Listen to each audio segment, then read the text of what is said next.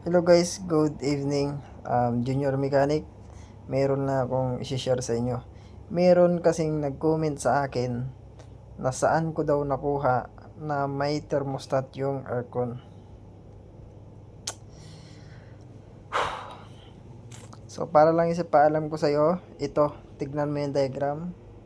Ayan, nakita mo dyan, meron thermostat sa diagram. Okay?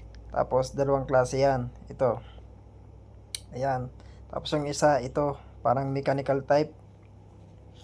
Kasi ina-adjust mo yan kung kailan siya na mag-automatic.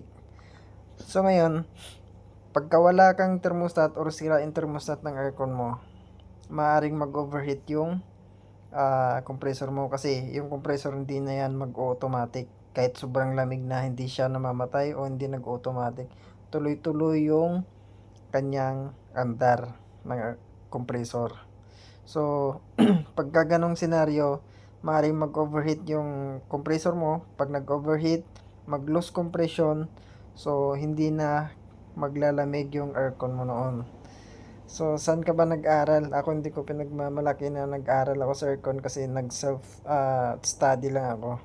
Pero, inaral ko talaga kung paano siya mag-function, anong mga pyesa niya. So, shout out sa'yo. Sana makatulong sa'yo to.